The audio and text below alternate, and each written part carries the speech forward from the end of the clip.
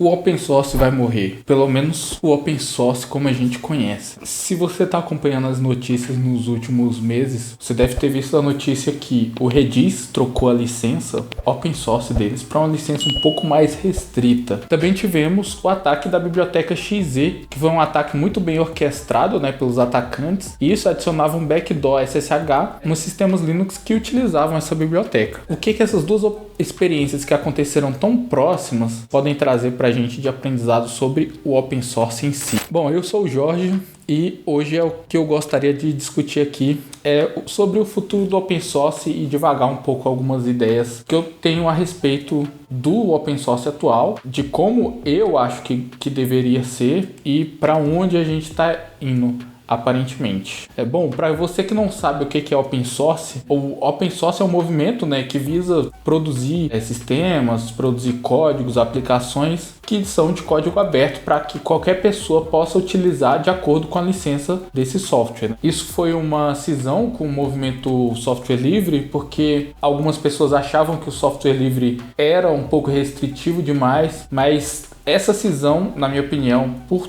trazer licenças mais permitivas foi um erro. Se você quiser entender um pouco mais, eu já tenho um vídeo aqui no canal que eu falo sobre as licenças do software livre e do open source, porque eles não são a mesma coisa, mas em geral é isso. E por que é importante o software open source? Primeiramente porque tudo tem base open source, né? Tudo hoje na internet, todo tipo de sistema vai utilizar pelo menos um componente que seja open source.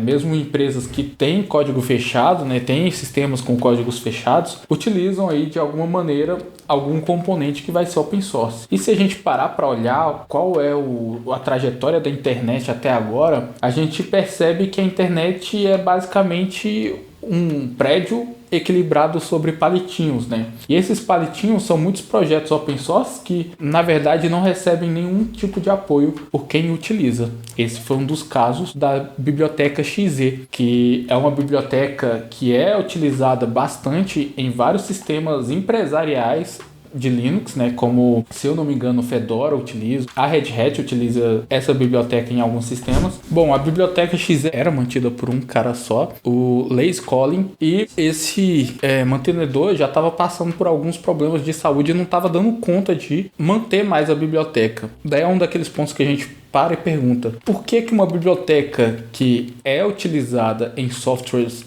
empresariais não recebe nenhum tipo de suporte? Se a gente parar para pensar, existem muitas organizações open source como a Linux Foundation, a Node Foundation, e essas organizações são importantes porque elas acabam que conseguem manter os projetos que estão embaixo delas. Mas nem todo software open source que é utilizado por grandes empresas acaba sendo como uma Linux Foundation da vida, que vai ter aporte financeiro, vai receber muitas doações de muitas empresas. E eu diria que isso só é possível por conta da licença que é restritiva do Linux. Porque se a licença do Linux fosse mais permissiva, eu duvido muito que a Linux Foundation seria do tamanho que é hoje. Principalmente porque licenças mais permissivas como a licença MIT ou outras licenças que são utilizadas no open source, essas licenças acabam que não são virais. Elas não propagam o mesmo sentido jurídico para os softwares que venham utilizar elas. É óbvio que algumas são sim, como a GPL, ela é uma licença viral. As licenças, eu diria, mas como as empresas acabam roubando o trabalho, né, e o tempo de vida das pessoas que trabalham nesses projetos open source e muitas vezes não designam nenhum tipo de recurso para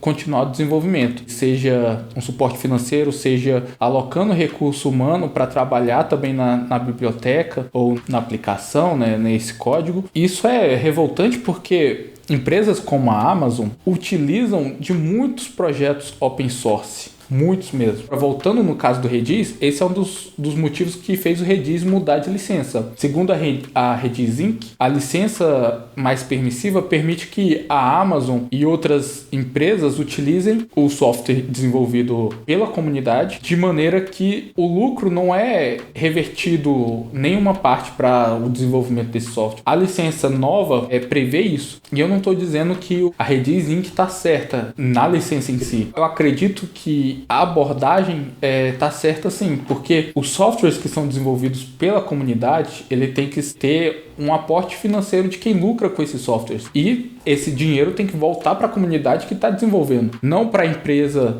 no caso da Redis Inc., que essa licença prevê que quem vai receber o dinheiro do lucro e etc. vai ser a Redis Inc. e não os mantenedores de fato desse código. Isso é uma polêmica que aconteceu com o MongoDB também, quando eles mudaram a licença deles. Eles têm a edição, eles têm o código que é fechado, né, o Enterprise, e tem a versão Community, mas eles não são open source de fato, eles não são software livre. Uma das coisas que eu percebo é que isso é importante para empresas que querem sobreviver, empresas que querem trabalhar com software open source e querem sobreviver no mundo onde a gente tem 5 empresas que dominam toda a internet, né? Como a Google, a Amazon, Apple e Microsoft e o Alibaba, por exemplo. Essas empresas, elas são donas da internet de fato. Então, para quem faz parte da comunidade, quem é ativista open source, gosta do movimento, tem que se envolver mais nesse tipo de discussão, porque a gente que está aqui hoje vai moldar o futuro. Quando os grandes nomes do open source morrerem, é provável que esse sistema, né,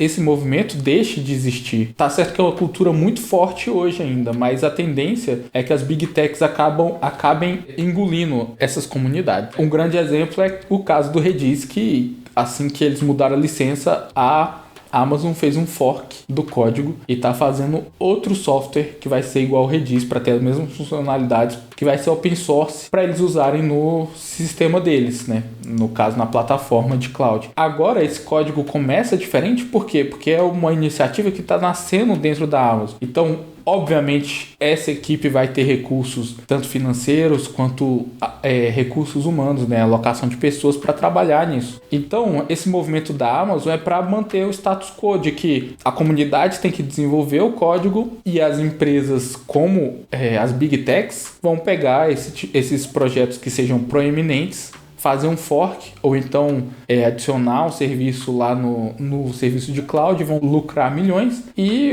o desenvolvedor desse software que se vire para poder arrumar financiamento e etc. E é por isso que eu acho que o open source, como a gente conhece hoje, vai acabar morrendo, porque as big techs vão acabar com o open source, a menos que a gente desenvolva licenças virais, né? Licenças que acabem contaminando todos os softwares que sejam criados a partir do código que a gente distribui na internet. Isso é bom porque, por exemplo, a GPL, se eu não me engano, como é o código open source, todo código que for escrito a partir dele, toda aplicação, obrigatoriamente tem que ser open source. Então essa é uma licença viral, ela contamina os softwares posteriores que vão sendo desenvolvidos a partir disso. E isso é importante para a gente manter a comunidade do software livre, do open source, viva, né? Então, por esse vídeo foi isso, foi mais uma divagação. Não acredito que eu vá chegar em uma conclusão definitiva, numa solução, até porque eu não sou jurista, eu não entendo